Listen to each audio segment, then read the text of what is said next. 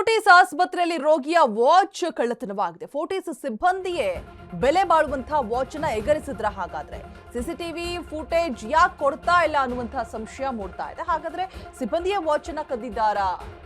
ಈಗ ಹಾಸ್ಪಿಟಲ್ನ ಪ್ರೆಸ್ಟೀಜ್ ಪ್ರಶ್ನೆ ಅಲ್ವಾ?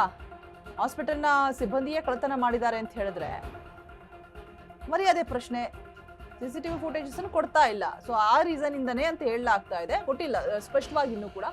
ತಂದೆಯ ಕಡೆಯ ನೆಪವಾಗಿದ್ದಂತಹ ಬೆಲೆ ಬಾಳುವಂತಹ ವಾಚ್ ಆಗಿರುತ್ತೆ. ಗೋವಿಂದರಾಜನಗರ ಪೊಲೀಸ್ ಠಾಣೆಗೆ ದೂರನ್ನ ಪುತ್ರಿ ನೀಡಿರ್ತಾರೆ. ಅನಾರೋಗ್ಯದಿಂದ ಆಸ್ಪತ್ರೆಗೆ ದಾಖಲಾಗಿರ್ತಾರೆ ರಾಮಯ್ಯ ಅನ್ನುವಂತಹ ವ್ಯಕ್ತಿ. ಸೊ ಚಿಕಿತ್ಸೆ ಫಲಿಸದೆ ಆಸ್ಪತ್ರೆಯಲ್ಲಿ ಮೃತಪಟ್ಟಿರ್ತಾರೆ ರಾಮಯ್ಯ. ರಾಮಯ್ಯ ಸ್ಟೇಟೋ ಹಾಗೂ 2 ಲಕ್ಷದ ಬೆಲೆ ಬಾಳುವಂತಹ ವಾಚ್ ನ ಕಳ್ಳತನ ಮಾಡಿದ್ದಾರೆ ಅಂತ ಹೇಳ್ಬಿಟ್ಟು ಕಂಪ್ಲೇಂಟ್ ಕೊಟ್ಟಿರುವಂತದ್ದು. ಆಸ್ಪತ್ರೆಯವರನ್ನ ಕೇಳಿದ್ರೆ ಸಿಸಿಟಿವಿ ಫುಟೇಜ್ ಡಿಲೀಟ್ ಆಗಿದೆ ಅನ್ನುವಂತಹ ನೆಪವನ್ನ ಹೇಳ್ತಾ ಇದ್ದಾರಂತೆ. ನಾಗರಬಾವಿ ಫೋರ್ಟಿಸ್ ಆಸ್ಪತ್ರೆಯ ವಿರುದ್ಧ ಇದೀಗ ಎಫ್ಐಆರ್ ದಾಖಲಾಗಿದೆ. ದೂರು ಪಡೆದು ತನಿಖೆ ಮಾಡ್ತಾ ಇದ್ದಾರೆ ಗೋವಿಂದರಾಜನಗರ ಪೊಲೀಸರು. ನಾಗರಬಾವಿಯ ಫೋರ್ಟಿಸ್ ಆಸ್ಪತ್ರೆಯಲ್ಲಿ ನಡೆದಿರುವಂತಹ ಕಳ್ಳತನದ ಶಂಕೆ, ತಂದೆಯ ಕಡೆಯ ನೆನಪಾಗಿದ್ದಂತಹ ಒಂದು ಬೆಲೆ ಬಾಳುವಂತಹ ವಾಚ್ ನ ಕಳ್ಳತನ ಮಾಡಿರುವಂಥದ್ದು.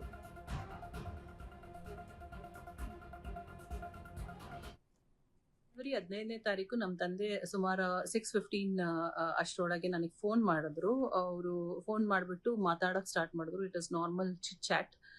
ನಾನು ನಮ್ಮ ತಂದೆ ತುಂಬಾ ಕ್ಲೋಸು. ಅಲ್ಲಿ ಅವಾಗ ಸ್ವಲ್ಪ ಹುಸ್ರು ಆಡ್ತಿದ್ರು. ಅಪ್ಪ ಏನಾಗಿದೆ, ಏನಕ್ಕೆ ಹುಸ್ರು ಹಿಂಗೆ ಎಳಿತಿದ್ಯಾ ಅಂತ ಕೇಳಿದಕ್ಕೆ, ಇಲ್ಲ ನಾನು 2 ದಿವಸದಿಂದ ಪಾಟಿ ಬಂದಿಲ್ಲ, ಮತ್ತೆ ನಾನು ಮಲಾರ್ ಹಾಸ್ಪಿಟಲ್ನಲ್ಲಿ ಇದ್ದೀನಿ, ರಾಮರಾಯ ಮಲ್ಲಾರ್ ಮುಳ್ಪಾಳ್ಯ. ಸೊ ನಾನು ಡಾಕ್ಟರ್ ಚೆಕಪ್ ಮಾಡಿಸ್ತಿದ್ದೀನಿ ಅಂತ. ನೀ ಯಾಕಪ್ಪ ಯಾವಾಗ್ಲೂ ಹಿಂಗೆ ಅಲ್ಲಿಗೆ ಹೋಗ್ತೀಯಾ, ನಡಿ ಫೋರ್ಟಿಸ್ ಕರ್ಕೊಂಡು ಹೋಗ್ತೀನಿ ಅಂತ ನಾನು ಹೇಳಿದೆ. ಸರಿ, ಇಲ್ಲಿಂದ ನನ್ನ ತಮ್ಮ ಡ್ರೈವ್ ಮಾಡ್ಕೊಂಡೇನೇನೆ ಫೋರ್ಟಿಸ್ ನಾಗರಬಾವಿ ಕರ್ಕೊಂಡು ಹೋದ.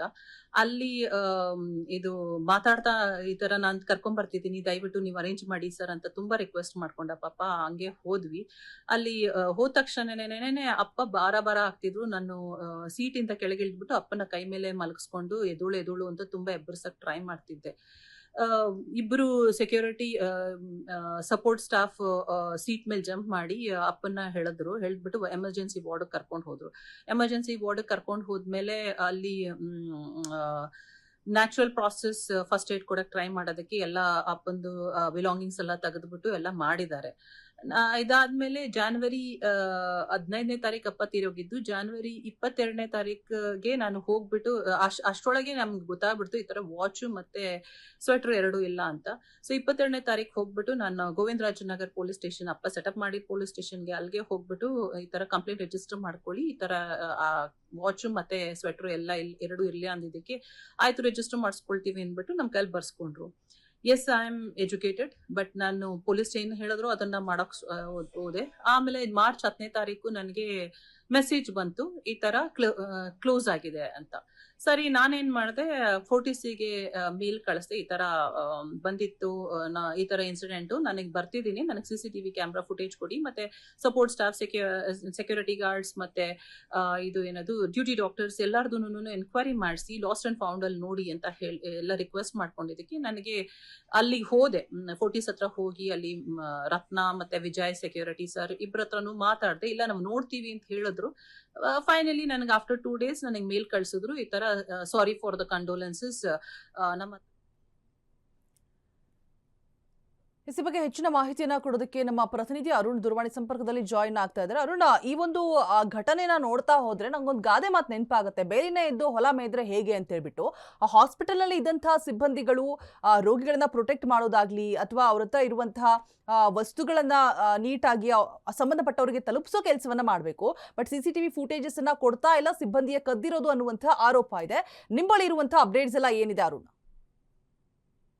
ರೋಜಾ, ಏನಂದ್ರೆ ಬೆಂಗಳೂರಿನಲ್ಲಿ ಖಾಸಗಿ ಆಸ್ಪತ್ರೆಗಳು ಸುಲಿಗೆ ಮಾಡುತ್ತೆ ಪೇಷಂಟ್ ಗಳಿಂದ ಅಂತ ನಾವು ಕೇಳಿದ್ವಿ. ಆದ್ರೆ ಇದೀಗ ಏನು ಅಲ್ಲಿ ಪೇಷಂಟ್ ಗಳು ಯಾರು ಬರ್ತಾರೆ ಅವರ ಬಳಿ ಇರುವಂತಹ ಒಂದು ಚಿನ್ನಾಭರಣ ಇರ್ಬೋದು, ಮತ್ತೆ ವಾಚ್ ಗಳಿರ್ಬೋದು, ಮತ್ತೆ ಬೇರೆ ಬೇರೆ ಮೌಲ್ಯದ ವಸ್ತುಗಳನ್ನು ಸಹ ಅಲ್ಲಿನ ಸ್ಟಾಫ್ ಗಳು ಕಳ್ತನ ಮಾಡ್ತಾರೆ ಅನ್ನೋದು ಇದೀಗ ಬೆಳಕಿಗೆ ಬಂದಿರುವಂತದ್ದು. ಯಾಕಂದ್ರೆ ಕಳೆದ 2 ವಾರಗಳ ಹಿಂದೆ ಅಷ್ಟೇ ಏನು ಹೆಣ್ಣೂರಿನಲ್ಲಿರುವಂತಹ ಸ್ಪರ್ಶ ಆಸ್ಪತ್ರೆಯಲ್ಲಿ ಇದೇ ರೀತಿ ಒಂದು ಘಟನೆ ನಡೆದಿತ್ತು. ಅಲ್ಲಿ ಒಬ್ಬ ಚಿಕಿತ್ಸೆಗಂತ ಬಂದಂತಹ ಮಹಿಳೆಯ ಒಂದು ಚಿನ್ನಾಭರಣ ಅಂದ್ರೆ ಸುಮಾರು 5 ರಿಂದ 8 ಲಕ್ಷ ಮೌಲ್ಯದ ಚಿನ್ನಾಭರಣವನ್ನು ಅಲ್ಲಿನ ಒಬ್ರು ಹೌಸ್ ಕೀಪಿಂಗ್ ಸ್ಟಾಫ್ ಒಬ್ರೆ ಕಳ್ತನ ಮಾಡಿ CCTVಯಲ್ಲಿ ಸಿಕ್ಕಿರುವಂತದ್ದು ಗೊತ್ತಾಗಿರುವಂತದ್ದು. ಆ ನಂತರ ದೂರು ಕೊಟ್ಟ ನಂತರ ಪೊಲೀಸರು ಒಂದು ಹೌಸ್ ಕೀಪಿಂಗ್ ಮಹಿಳೆ ಯಾರಿರ್ತಾರೆ ಆ ಮಹಿಳೆಯನ್ನ ಅರೆಸ್ಟ್ ಮಾಡಿದ್ರು, ಮತ್ತೆ ಒಂದು 50 ಗ್ರಾಮಷ್ಟು ಚಿನ್ನಾಭರಣವನ್ನ ರಿಕವರಿ ಮಾಡಿದ್ರು. ಆದ್ರೆ ಇದೀಗ ಮತ್ತೊಂದೇ ಅದೇ ರೀತಿ ಖಾಸಗಿ ಆಸ್ಪತ್ರೆ ಏನು ಬೆಂಗಳೂರಿನ ನಾಗರಬಾವಿಯಲ್ಲಿರುವಂತಹ ಒಂದು ಖಾಸಗಿ ಆಸ್ಪತ್ರೆ ಏನಿದೆ, ಆ ಒಂದು ಆಸ್ಪತ್ರೆಗೆ ರಾಮಯ್ಯನವರು ಒಂದು ಅನಾರೋಗ್ಯದಿಂದ ಅಡ್ಮಿಟ್ ಆಗ್ತಾರೆ. ಆ ಒಂದು ಸಂದರ್ಭದಲ್ಲಿ ಅವರ ಬಳಿ ಇದ್ದಂತಹ ಒಂದು 1.5 ಲಕ್ಷ ರೂಪಾಯಿ ಮೌಲ್ಯದ ರ್ಯಾಡೋ ವಾಚ್ ಏನಿರುತ್ತೆ ಅದು, ಮತ್ತೆ ಅವರ ಸ್ವೆಟರ್ ಗಳು ಕಳ್ತನ ಆಗಿರುವಂತದ್ದು. ಅಂದ್ರೆ ಅವರು ಮೃತಪಟ್ಟ ನಂತರ ಏನು ಅಲ್ಲಿನ ಅವ್ರ ಕೈಯಲ್ಲಿದ್ದಂತ ವಾಚ್ಗಳು ಕಳ್ತನ ಆಗಿದೆ ಅಂತ ಮೇಲ್ನೋಟಕ್ಕೆ ಗೊತ್ತಾಗಿದೆ. ಆನಂತರ ಅಲ್ಲಿನ ಸ್ಟಾಫ್ ಅನ್ನ ಮತ್ತೆ ಹಾಸ್ಪಿಟಲ್ ಮ್ಯಾನೇಜ್ಮೆಂಟ್ ಅನ್ನ ಅವರ ಮಗಳು ಏನು ಅನಿತಾ ರಾಮಯ್ಯ ಹೋಗಿ ವಿಚಾರಣೆ ಮಾಡೋ ಸಂದರ್ಭದಲ್ಲಿ ನಮ್ಗೆ ಗೊತ್ತಿಲ್ಲ, ಮತ್ತೆ CCTVಗಳನ್ನ ಪರಿಶೀಲನೆ ಮಾಡಿ ಅಂತ ಅವರು ಕೇಳುವಂತ ಸಂದರ್ಭದಲ್ಲಿ ನಮ್ಮಲ್ಲಿ ಕೇವಲ ಇದು 30 ದಿನಗಳ ಬ್ಯಾಕಪ್ ಮಾತ್ರ ಇರುತ್ತೆ, ಅದ್ರ ಮೇಲೆ ಯಾವುದೇ ರೀತಿಯಾದಂತಹ ಒಂದು ಬ್ಯಾಕಪ್ ಇರೋದಿಲ್ಲ ಅಂತ ಈ ರೀತಿಯ ಒಂದು ಉಡಾಫೆ ಉತ್ತರವನ್ನ ಕೊಟ್ಟಿರುವಂತದ್ದು. ಯಾಕಂದ್ರೆ ಸಾಮಾನ್ಯವಾಗಿ ಹಾಸ್ಪಿಟಲ್ ಸೆಕ್ಟರ್ ಇರ್ಬೋದು, ಬೇರೆ ಬೇರೆ ಸೆಕ್ಟರ್ಗಳು ಅವರ ಬ್ಯಾಕಪ್ ಅನ್ನ ಇಟ್ಕೋಬೇಕಾಗುತ್ತೆ. ಸುಮಾರು 6 ತಿಂಗಳು ಇರ್ಬೋದು, 3 ತಿಂಗಳ ಬ್ಯಾಕಪ್ ಅನ್ನ ಇಟ್ಕೋಬೇಕಾಗುತ್ತೆ. ಅದೇ ರೀತಿ ಇಲ್ಲಿ ಇವರು ಕೇಳಿದಂತ ಸಂದರ್ಭದಲ್ಲಿ ನಮ್ಮಲ್ಲಿ ಬ್ಯಾಕಪ್ ಇಲ್ಲ, ಮತ್ತೆ ಅಟ್ಲೀಸ್ಟ್ ಬ್ಯಾಕಪ್ ಇಲ್ಲ ಅಂತಂದ್ರು ಅವರ ಒಂದು ಯಾರು ಅವತ್ತು ಡ್ಯೂಟಿಯಲ್ಲಿ ಯಾರಿದ್ರು ಮತ್ತೆ ಏನಿದ್ರು ಒಂದು ಅಟೆಂಡೆನ್ಸ್ ಇರುತ್ತೆ, ಅದನ್ನು ಸಹ ಇವ್ರಿಗೆ ಕೊಟ್ಟಿಲ್ಲ ಅನ್ನೋದು ಸದ್ಯಕ್ಕೆ ಅವರು ಹೇಳಿರುವಂತದ್ದು. ಸೊ ಪದೇ ಪದೇ ಈ ರೀತಿ ಹೋಗಿ ಕೇಳುವಂತ ಸಂದರ್ಭದಲ್ಲಿ ಅವ್ರು ಯಾವುದೇ ರೀತಿಯಾದ ರಿಪ್ಲೈ ಅನ್ನು ಕೊಟ್ಟಿಲ್ಲ. ಮತ್ತೆ ಪೊಲೀಸರು ಸಹ ಒಂದು ರೀತಿ FIR ದಾಖಲು ಮಾಡ್ಕೊಡಕ್ಕೆ ತಡೆ ಮಾಡಿದ್ದಾರೆ. ಆದ್ರೆ ಕೊನೆಯದಾಗಿ FIR ಆಗಿದೆ. ಈಗ ಪೊಲೀಸರು ಸಹ ಈ ಒಂದು ಸಂಬಂಧಪಟ್ಟಂತೆ ಗೋವಿಂದರಾಜನಗರ ಪೊಲೀಸ್ ಠಾಣೆಯಲ್ಲಿ ಆಸ್ಪತ್ರೆ ಸಿಬ್ಬಂದಿಯವರ ವಿರುದ್ಧ ಒಂದು ಪ್ರಕರಣ ದಾಖಲು ಮಾಡಿಕೊಂಡು ತನಿಖೆಯನ್ನ ಮಾಡ್ತಾ ಇರುವಂತದ್ದು. ರೋಜಾ. ರೈಟ್, ಥ್ಯಾಂಕ್ ಯು ಅರುಣ್ ತಮ್ಮೆಲ್ಲ ಡೀಟೇಲ್ಸ್ಗಾಗಿ.